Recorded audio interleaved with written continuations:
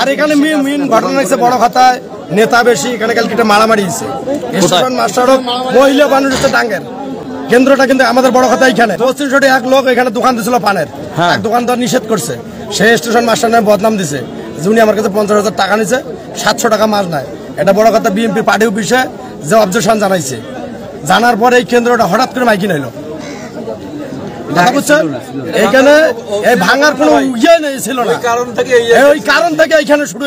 বর্তমান আসলে নেতার সংখ্যা বেড়ে গিয়েছে। চাচা, আপনি কথাটা সত্যি বলেছেন। গ্রামের ভাষায় একটা কথা বলে যে নেতা নাকি ছোট হলেও তার পাওয়ারটা অনেক বেশি, হাতটাও বিশাল লম্বা। আসলে কে কোথায় কিভাবে টাকা ইনকাম করছে, নেতা হলে রাজনৈতিক দলের সাথে কাজ করলে এইভাবেই টাকা ইনকাম করবে। তবে রেলের জায়গায় আজকে যে উচ্ছেদ অভিযান চালাতে এসেছিল, নোটিশও দিয়েছে হঠাৎ করে গতকালকে, আর মাইকনও করেছে কালকে। আজকে কিভাবে সেখানে উচ্ছেদ অভিযান চালাতে আসলো? অনেকেই বলে এখানে নাকি অবৈধ উচ্ছেদ অভিযান। এতদিন এক স্বৈরাচার সরকার খেয়েছে, বর্তমানে আর এক স্বৈরাচার সরকার এটা দখলে নিয়ে খাবে, এটাই তাদের লক্ষ্য উদ্দেশ্য, আর কিছু না। অনেক বড় বড় মুক্তিযোদ্ধার সন্তানেরাও রয়েছে যারা এভাবে রেলের জমি অবৈধভাবে দখল করে নিয়ে বিভিন্ন গরিব মানুষদের কাছ থেকে 50,000, 1 লক্ষ, 1.5 লক্ষ, 2 লক্ষ পর্যন্ত টাকা মোটা অঙ্কের হাতিয়ে নিয়ে তাদেরকে সেখানে দোকান ধরিয়ে দিয়েছেন। একবার কি ভেবে দেখেছেন তাদের দোকানগুলো যদি উচ্ছেদ করে দেওয়া হয় তাহলে তারা কিভাবে বাঁচবে আর কিভাবে বা চলবে? তবে অনেক সময় বিভিন্ন ধরনের ছাত্রলীগের নেতারাও যারা আওয়ামী লীগের মোতাহারি এমপির পা চেটে খেয়েছে, তারাও এখন এসে বলতেছে তারা নাকি দোকানদার, অথচ তাদের রেলওয়ে কর্তৃপক্ষের জমিতে অভিযান চালালে বা অনুসন্ধান করে দেখলে তাদের কোনো দোকানের অস্তিত্ব পাওয়া যাবে না। অবশ্য তারা এখন প্রকাশ্যে এসে বলতেছেন তাদের দাবি একটাই, ঈদের আগে যেন কখনো দোকানের উচ্ছেদ অভিযান না চালায়। আপনাদেরকেও দেখাচ্ছি সে দৃশ্যটিও।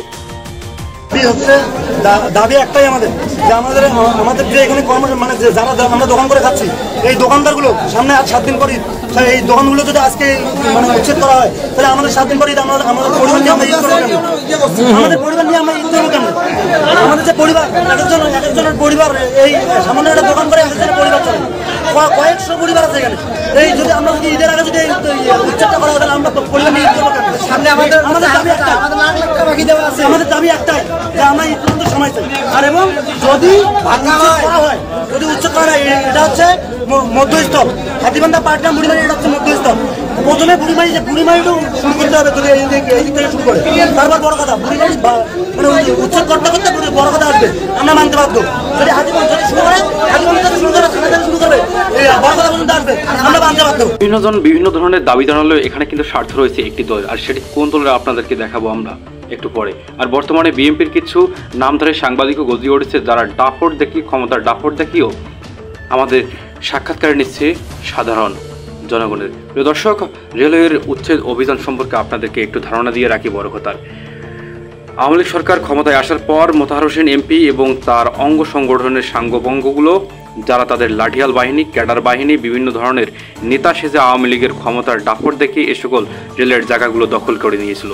আর রেলের যে জায়গাগুলো দখল করে নিয়েছে, এখানকার সাধারণ দোকানদারকে তারা বৈধতা না দিয়ে তারা মোটা অঙ্কের টাকা হাতিয়ে নিয়ে প্রতি মাসে তাদের কাছ থেকে দোকান ভাড়া নিয়েছে, আর বিভিন্ন ধরনের ক্যাডার বাহিনীদেরকেও লাগিয়ে দিয়ে তারা নিয়েছে চাঁদা।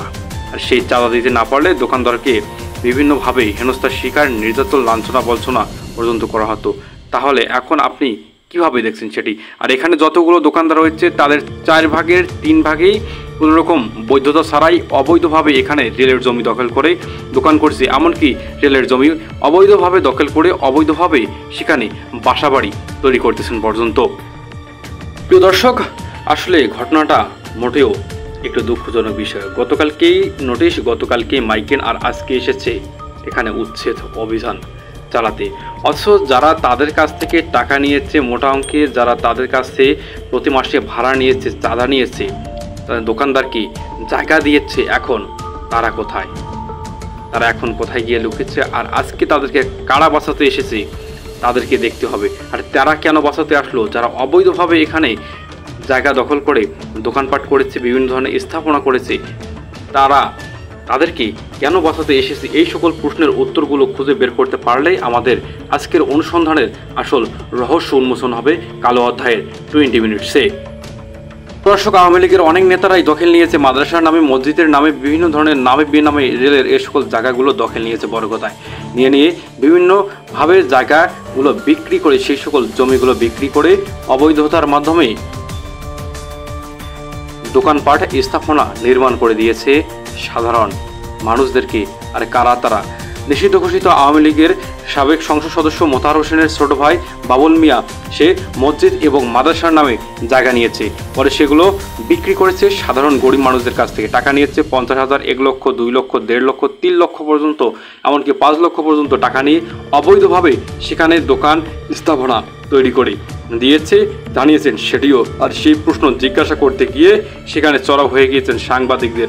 প্রশ্নের উত্তর দিতে আসা সেই আওয়ামী লীগের ব্যক্তি দোকানদার। না কেন টাকাটা উনি সরকারি জমি? আচ্ছা দাঁড়ান, শোনেন, আপনি টাকাটা রেলের জমি কিভাবে ওনাকে টাকা দিলেন? আপনি একটা গরিব মানুষ, আপনি একটা দোকানদার, কেন ওনাকে টাকা দিলেন? দখল পাইছি কিভাবে? আপনি কেন ওনার কাছে টাকা দিয়ে কিনলেন? জায়গা তাহলে শোনেন, মসজিদের শোনেন শোনেন, আরে না, মসজিদের না না, মসজিদের জমি কেন কেন নিলেন? আরে ভাই, আপনি গরিব মানুষ, আপনি কেন কিনলেন টাকাটা?